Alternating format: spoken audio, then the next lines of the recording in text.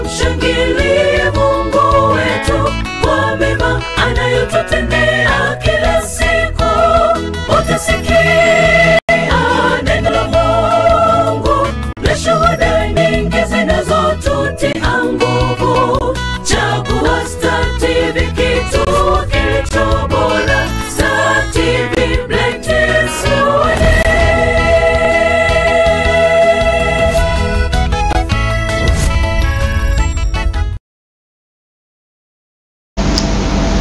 Na mtazamaji, hujambo na karibu tena. Tumerejea baada ya mapumziko kidogo katika kipindi maalum kabisa ambapo ni mahojiano ya kina zaidi kuangazia waimbaji wa nyimbo za Injili na watumishi hawa ambao wamekuwa wakifanya kazi ya Bwana katika heka na misukosuko ya huku na kule. Leo nimepata nafasi ya kuweza kukutana na mwanadada na mwanamke shupavu kabisa ambaye huyu licha kuwa mwimbaji wa nyimbo za Injili lakini pia ni mfanyabiashara mkubwa ambaye ameweza kusomea masuala haya ya biashara, tunaweza kusema ni mhasibu.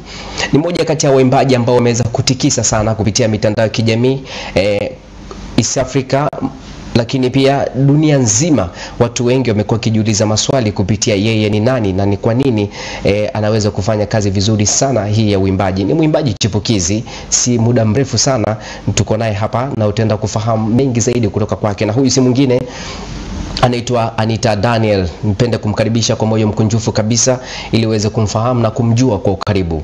Langu jina mimi ni Andrea Musimasanja. Karibu sana. Asante. Mtumishi wa Mungu. Bwana Yesu asifiwe. Amina. Unaweza kuongeza ka sauti kidogo? Bwana Yesu asifiwe. Amina. Umekuwa ni mwimbaji ambaye kila mmoja amekuwa akikutazama kwa jicho la tai na kukufuatilia kwa namna kazi yako inavyozidi kuwa bora, na ni mwimbaji chipukizi kabisa. Kabla tujaingia ndani na kujikita kwa mambo mengi zaidi, katika maisha yako nini ambacho kinakupa furaha zaidi kila siku? Katika maisha yangu kitu kinachonipa furaha ni kumtumikia Mungu. Ni kumtumikia Mungu. Kama ni kumtumikia Mungu, basi sawa, tufungue kipindi hiki kwa njia ya maombi alafu kisha tutaanza sasa kufahamu mengi zaidi kutoka kwako. Karibu sana. Tuombe. Baba yetu na Mungu yetu, rafiki yetu, na tunasema asante kwa asubuhi.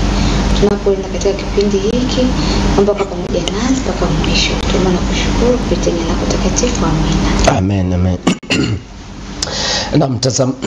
Na mtazamaji, kama namna jinsi unavyomtazama, na huyo ndiye mwimbaji wa nyimbo za Injili Anita Daniel ambaye amekuwa akifanya vizuri sana kwa kupitia mitandao ya kijamii, na sisi pia Star TV kupitia kipindi cha Amka Tumsifu Mungu tukaamua kumtafuta na kufahamu mengi zaidi yanayo mhusu yeye katika kazi hii ya utumishi na kazi hii ya Bwana. Pia una nafasi ya kutuma maoni yako au shauri kumtia moyo kwa kupitia nambari za simu ambazo unazitazama hapo kwenye televisheni yako ukiwa nyumbani, tukiwa mubashara kabisa. Mimi ningependa kukaribisha kwa moyo mkunjufu kama namna jinsi nilivyokukaribisha, na imani safari yako ilikuwa ni njema kabisa. Sawa, nimeona umeambatana na baba. Swali langu la kwanza kabisa ambalo ningependa kuanza nalo kwako, ukiwa ni mwimbaji wa nyimbo za Injili, nimeingia YouTube, nimetazama nyimbo zako na watu wengi sana wanakufuatilia kiukweli, na nikupe kongole kwa namna jinsi unavyopambana. Kabla swali hilo hujalijibu na kulisikia kabisa, kwa sasa nahitaji utupatie chorus kidogo kwa njia ya kapela, kwa sababu kuna muda nilipita kwenye mitandao ya kijamii nikaona namna jinsi unavyoperform kwenye majukwaa makubwa, na kila mmoja akishangaa uwezo na kipaji cha kipekee na sauti tamu ambayo Mungu ameweza kukupatia. Hebu tuisikilize japo kidogo tu. Okay, asante. Ndio. Shida ni za muda tu, changamoto ni za muda tu, haya magumu ni ya muda tu, ya muda tu, yote yanapita tu, hayana nafasi tena, yote yanapita tu, ya muda tu. Nimetamani kuingiza sauti ya tatu ila nikaona nitulie kidogo maana sijaruhusiwa. Wimbo wako ni mzuri sana, shida ni za muda tu na yote yatapita. Katika uandishi wa nyimbo hii ulifikiri nini mpaka ukasema kwamba ngoje niandike sasa shida ni za muda tu na yote yatapita tu? Je, kuna tukio ambalo liliweza kukukuta? Katika nyimbo hii ya Usilie Tena, wakati nilipokuwa nakaa chini, kuna changamoto ilimpata mzazi wangu. Ndio. Nikakaa chini kuandika kwamba usilie tena. Na baada ya kuandika huo wimbo, nikamtumia baba, akauona, alifarijika, alipata nguvu tena ya kwamba hizi shida tunazopitia ulimwenguni ni za muda, na alinyanyuka na akawa imara tena. Sawa, ndo ulikuwa wimbo wako wa kwanza kabisa. Sawa, wimbo wako wa kwanza, lakini umeendelea kukimbiza sana mitandaoni. Mapokeo yalikuwaje sasa? Mapokeo ya nyimbo zangu zote, namshukuru Mwenyezi Mungu. Watu wanasema ukimtanguliza Mungu hawezi kukuacha. Ndio. Nimeona kama Mungu amezidi kunitetea, anazidi kunitambulisha kwa mataifa mbalimbali. Naona Mungu anazidi kunipigania. Ndio. Sawa. Una nyimbo ngapi hadi sasa? Nina nyimbo 7. Una nyimbo 7. Na audio?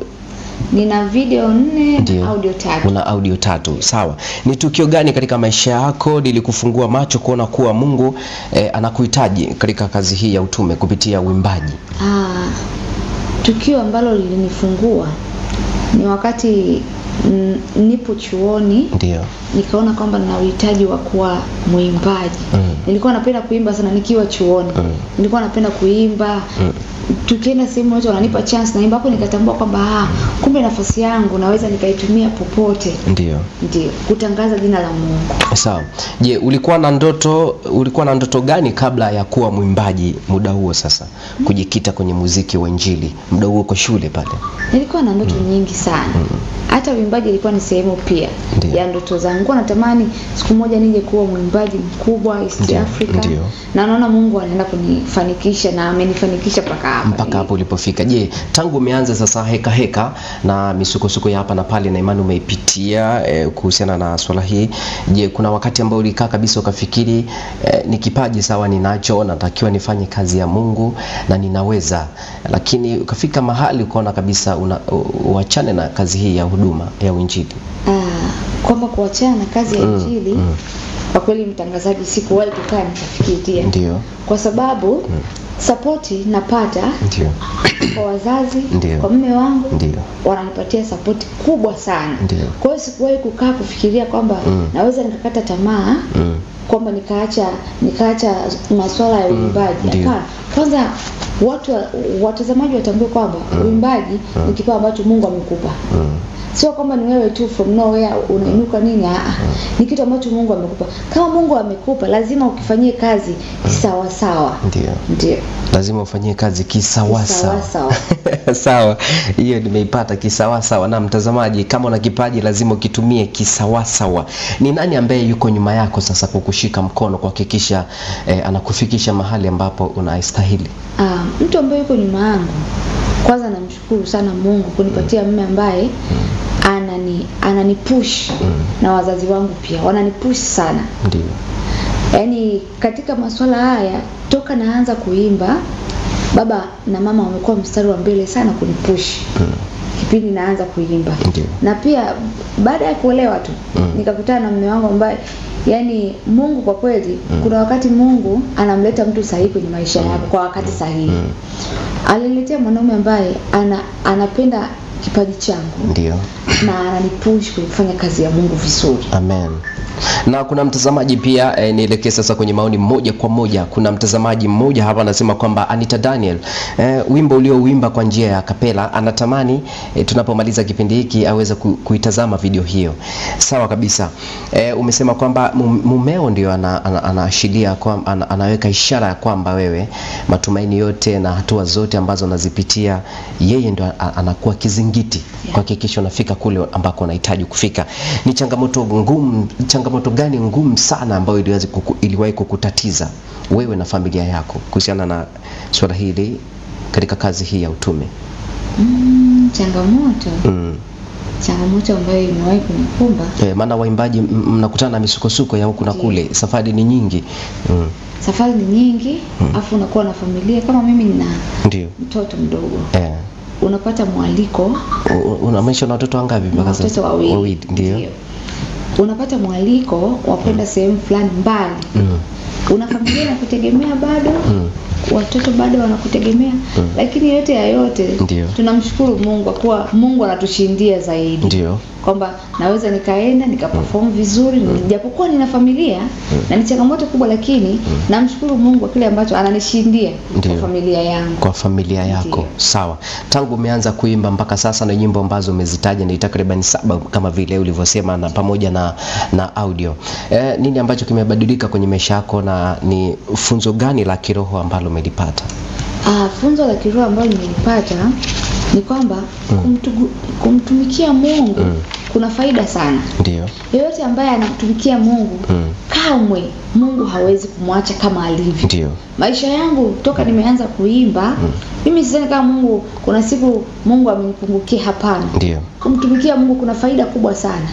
Utapigwa mawe sana, utasemwa sana, watu wataongea wanavyojua vya kuongea, lakini Mungu mwenyewe anajua. Mungu ni mtetezi wako. Ndio. Kwa kutumia talanta ambayo unaifanyia kupitia yeye. Maana yeye ndiye aliyekuwekea ndani yako talanta hiyo. Sawa. Ndio. Je, hizo changamoto unatumia mbinu gani sasa kuweza kuzitatua?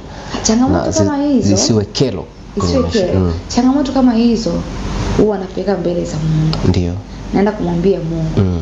Mungu, nahitaji kufanya kitu fulani. Nisaidie. Mungu hakuwahi kuniacha. Na watu wengi wamekuwa shuhuda sana katika maisha yao. Wamekuwa kibarikiwa na kile unachokibarikiwa na mimi. Kwamba Mungu hawezi kukuacha hata siku moja. Unapokuwa ukimtumikia Mungu kuna faida kubwa sana. Na pia mimi huwa napenda kujifunza kwa wazazi wangu. Ni watu wanaopenda kumtumikia Mungu sana. Na sio kwa wazazi wangu tu, hapo watu wengine ambao napenda kujifunza kwao. Sikuwahi kuona wamewahi kuteseka. Kwa sababu Mungu ni Mungu anayeweza, ni Mungu anayejibu kwa wakati. Sawa, unaonekana ni mpambanaji sana. Wewe ni wa wapi? Mnatoka wapi? Mimi ni mkazi wa Arusha. Ndio, mkazi wa Arusha. Sawa, na hapa Mwanza ndipo makazi yako kabisa yalipo. Sawa, unawezaje kutenga muda? Wewe ni mhasibu, una kazi nyingi sana. Najua wahasibu wengi wamekuwa na harakati za hapa na pale kuhakikisha mambo ofisini yanakaa vizuri, na bado unahitaji uimbe, ushoot video, uende urekodi audio. Unawezaje kuweka muda huu ukawa sawa kabisa na bado ukahudumia familia na mumeo kwa wakati? Asante. Mtangazaji. Kila kitu ni mipango. Ndio. Kwenye maisha kila kitu ni mipango. Lazima uweke mipango. Na nipende kuchukulia mfano wa Mheshimiwa Rais. Ndio. Mama yetu ana familia. Watu wanajiuliza, mama ana familia, anawezaje kuhudumia taifa lake? Ila kila kitu ni mipango, amepangilia maisha yake. Sawa. Kwa hiyo kila kitu katika maisha ni mipango. Napangilia nikitoka huku kwenye mihangaiko yangu kuna huku, nakaa chini, naandika nyimbo. Siku za weekend, Jumamosi na Jumapili natumia kwenda studio, kwenda kufanya video shooting, ndio siku nazotumia sana. Sawa. Kuna jumbe nyingi sana watu wanazimimina hapa za kutosha. Nemani, wewe ni mtu maarufu sana na watu wengi wanakufuatilia. Huyu anasema kwamba anaitwa Shafi kutoka Shinyanga Kitangili. Nashukuru sana kwa mahojiano haya, yanaweza kutufundisha. Lakini huyu anasema kwamba naitwa John Walungu, nipo Singida. Mimi na mke wangu tunaupenda wimbo ule wa Usilie Tena, huwa tunausikiliza tukifulia. Kuna wengine wakiwa mambo hayajakaa sawa nyumbani ndio wanautumia. Huyu anasema kwamba anaitwa Shafi kutoka Shinyanga tayari. Huyu anasema kwamba mtumishi wa Mungu, Mungu akubariki sana kwa huduma ambayo unaweza kuitoa, na sote tuseme amen. Amina. Jumbe ni nyingi sana. Huyu anasema kwamba naitwa Calvin, anasema Alwe, naona bado ujumbe wako hajakaa vizuri. Anasema mimi naitwa Minanazi wa Simiu. Mungu ambariki Anita, tuzidi kubarikiwa kupitia nyimbo zake. Na Mungu akubariki sana. Lakini pia jumbe ni nyingi. Anasema kwamba upo vizuri dada, Mungu aendelee kukupa kipawa hicho, nyimbo zako zinatufariji sana. Kabla tujafika mbali, kwa mtazamaji ambaye anatufuatilia kwa sasa mitandaoni, anaandika jina gani ili akupate kote? Facebook, YouTube, Instagram? Mitandaoni unanipata kwa jina la Anita Daniel. YouTube unaweza kunipata Anita Official. Unaweza kupata nyimbo zangu zote. Sawa. Ujumbe wa mwisho, alafu kisha kuna swali tutarejea hapa. Anasema kwamba anaitwa Joyce Yusufu Saguda, nipo Dar es Salaam. Ningependa na mimi nipate mume kama wa huyo dada anayetambua talanta ya mke wake. Pia hapo nitakuwa na swali kupitia ujumbe huu. Familia nyingi wamekuwa ni wakali sana. Baba amekuwa ni mkali pale anapoona mke wake anachelewa kurudi nyumbani kwa sababu alikuwa kanisani. Maana wanakwaya wamekuwa na heka za hapa na pale, wana mazoezi mpaka usiku, mambo yanakuwa ni mengi. Je, haijawahi kukuletea tatizo au ugomvi wowote, mtafaruko kwenye familia? Haijawahi kuniletea tatizo kwa sababu mimi na mume wangu tupo close sana. Familia lazima mume na mke muwe marafiki. Mnapokuwa marafiki, huwezi kumficha mtu yote wa karibu chochote.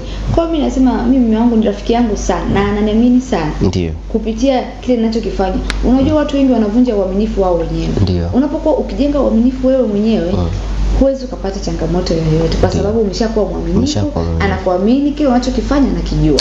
Tunaweza tukasema kwamba mume uliye naye ni zawadi kutoka kwa Muumba. Ndio. Na sote tuseme amen. Sawa, kabla hilo swali sijakuuliza, naomba ujiandae vizuri kabisa, na huko utatuimbia wimbo mwingine wa kapela. Huyu jumbe ni nyingi na takuja ni usome. Anasema kwamba mimi ni Obadia kutoka Arusha. Mungu akubariki sana dada, nasikiliza sana nyimbo zako na zinanibariki sana. Huyu ni Obadia, huenda nakufahamu. Sawa kabisa. Lakini pia swali ambalo ningependa kukuuliza, ni umekuwa ni mwimbaji wa nyimbo za Injili na mwanamke ambaye unakutana na wanasiasa wengi, akiwemo pamoja na mkuu wa mkoa wa Arusha Paul Makonda. Niliingia mtandaoni nikaona nikahitaji kufahamu, je, yule ni ndugu yako pia? Hapana. Ndio. Hapana, sio ndugu yangu. Sawa. Nikaona pia uko katika midaharo mbalimbali, ukishirikishwa katika midaharo mikubwa ya viongozi mbalimbali katika vyama ambapo vipo hapa Tanzania. Unataka na pia ukatoa wimbo ambao ulikuwa ukimsifia mama Rais wa Jamhuri ya Muungano wa Tanzania Samia Suluhu Hassan. Ni kitu gani ambacho kilikupelekea na ukakaa ukafikiri ukasema kwamba mimi japo ni mwimbaji wa nyimbo za Injili, wacha nimshukuru mama kwa kila ambacho anakifanya? Asante. Mpaka nikakaa chini nikaandika wimbo wa taifa letu kuhusu mama. Unajua kuna nadharia ambayo watu wamejijengea katika vichwa vyao kwamba mwanamke ni mtu ambaye ni dhaifu sana. Ndiyo. Ni mtu ambaye hawezi. Lakini ni kitu ambacho hakipo. Kama niseme hayati Magufuli alipofariki, kwa mtu mwingine asingeweza kirahisi tu control taifa letu la Tanzania. Lakini tumeona mama amekuwa mstari wa mbele, amekuwa shupavu, mwanamke ambaye ni shupavu, tena ni zaidi ya shupavu, kwa sababu ameweza control taifa la Tanzania. Unaona? Kama ilikuwa ni mataifa mengine wangefanya vurugu nini, lakini tumeona mama ni mtu ambaye yani naweza nikasema anatumiwa na Mungu. Anatumiwa na Mungu. Sawa. Unataka kumaanisha huenda ulioteshwa ndoto ama ni maono kuhakikisha? Ndio. Ulioteshwa ndoto, ila najua kwamba mama amefanya vitu vingi sana. Tunaona amezindua daraja la Magufuli juzi hapo Mwanza. Yaani hiyo ni kitu ambacho kinatuonyesha kwamba wanawake tunaweza. Wanawake tunaweza. Sawa, ishia hapo wanawake tunaweza. Ningependa sasa uimbe wimbo wa kapela mwingine ukiachana na usilie tena. Asante. Ni Mungu aliyeko tangu jana, atakaye kuwako milele, ufanya mambo yake kwa wakati wake. Hachoki halali huyo Mungu, yeye ni mwaminifu, tumpe tu nafasi.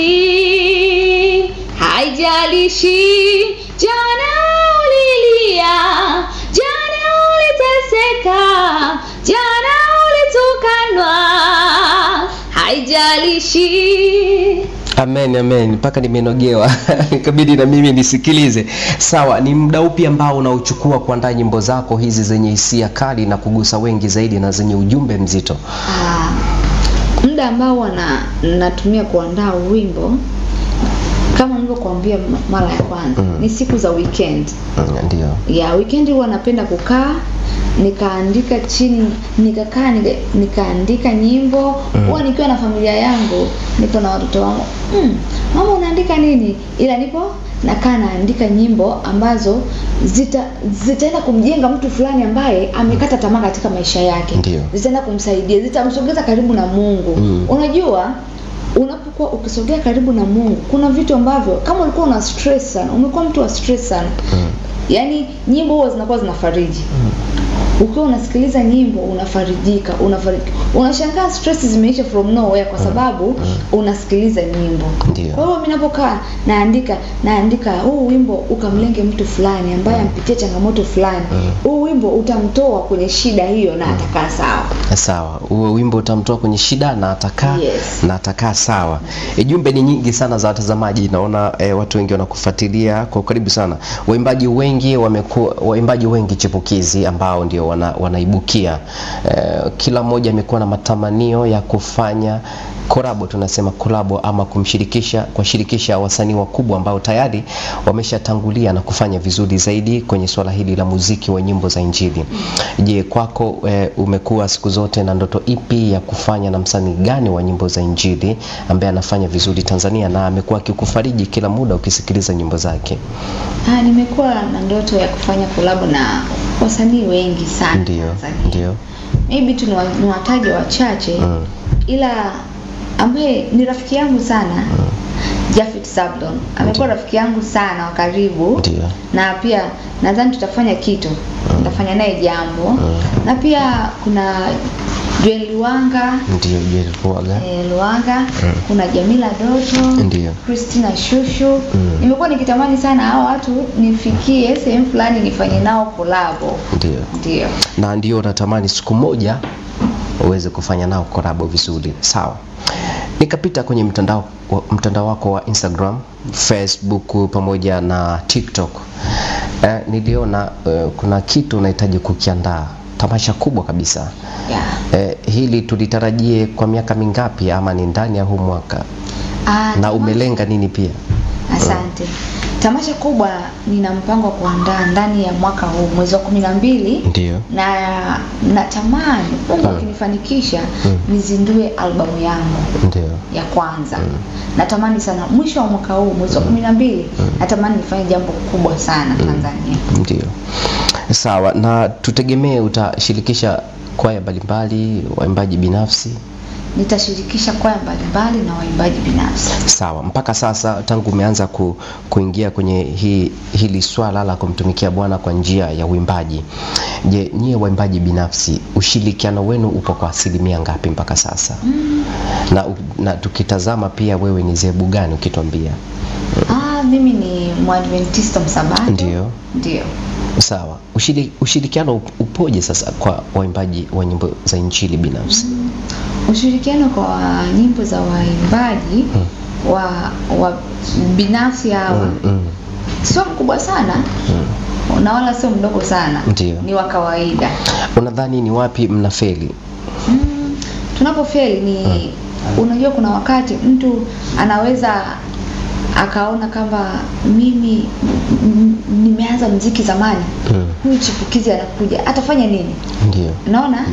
Atafanya nini? Lakini yeye ajui kwamba chipukizi labda anaweza kawa na kitu, ila wenyewe hawatambui.